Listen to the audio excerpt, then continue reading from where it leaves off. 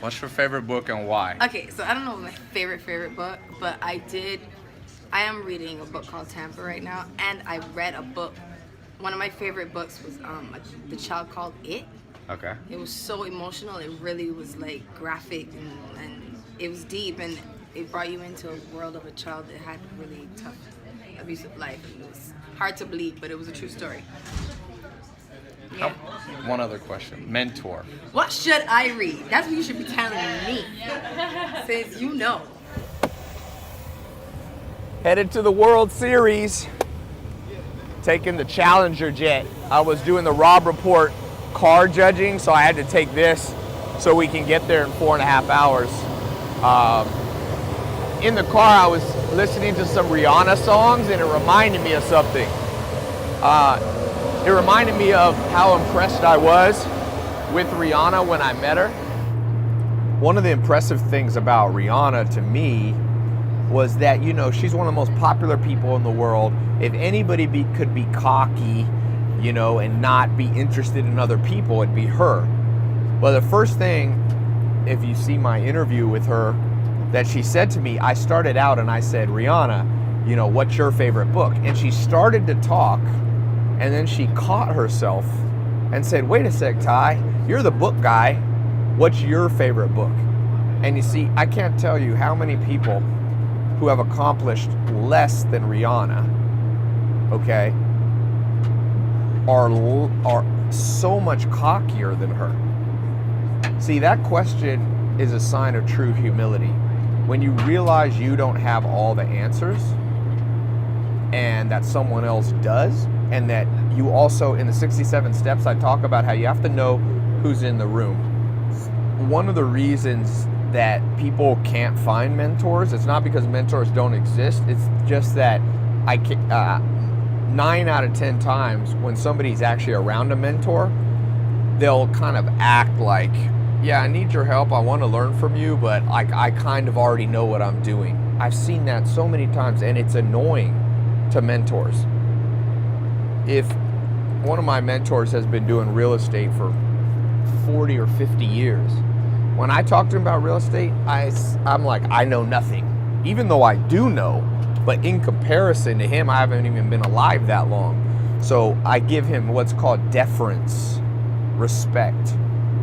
And so Rihanna, even though she didn't have to, you know, I know a lot about books. I've been reading, and I've got the largest online book club in the world right now. So it's not like she's kissing up to me. It's just she has respect for other people's areas of expertise. And instead of her just talking away, she listens. One of the lessons I learned when I was young, I was with about 4 mentors.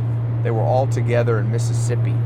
Alan Nation, Joel Salatin, Dr. Gordon Hazard, the guy named Gary Townsend, and they were having a little private dinner, and they invited me. I was still a teenager, and I remember I talked the whole time, and at the end, Alan Nation just pulled me aside, and he said, Ty, sometimes you don't have anything to say, and he just kind of laughed and walked off.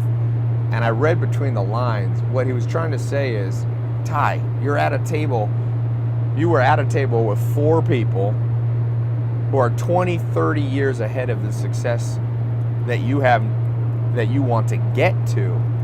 Why would you talk a lot? Just remember, when you walk into a room and you talk a lot, you walked into the room, let's say, with 20 units of knowledge in your head. If you talk the whole time, you walk out of the room with 20 units. So there's no increase in your life. You don't increase the value and the understanding that you have. If you walk into the room and don't talk much at all, you have 20 units in your brain, but then you get information, insight from all the other people in the room, and you walk out of the room with another 20 units. So now you got 40 units. That's called a win-win situation. And that's what Rihanna did. Even though she could have just sat there and talked the whole time. And of course, it's okay to have back and forth. Doesn't mean you have to be silent. But she started out, and what I thought was interesting is that was her gut feeling. That's her impulse of how she acts naturally, which means she's learned in order to become successful, she has to be able to evaluate the expertise of people in the room. one of the 67 steps that I teach is something called knowing who's in the room. You can't act the same around everybody. It doesn't mean you have to be disingenuous or not, authentic. You don't have to become a different person. But if I walk in the room with the President of the United States, I'm going to act differently than if I walk in the room, with somebody who's an intern for my company. And there's nothing wrong with that. Don't listen to anybody that says, because that's respect for what people have done, and it's okay to respect, and the benefit you get back, not only is it the right social cues for you to give off, but also that's how you keep mentors, because nobody wants to accomplish a lot and then have somebody disrespect them who's asking them for help. Why would a mentor, if you want a business mentor, let's say they're already made, a millionaire or a billionaire or whatever your criteria is for your mentor, well, they already accomplished it. So they're here they've had the years and the time and the accomplishments there. If you want to learn how to do that, you're back here. And you always want mentors that have a big gap between you.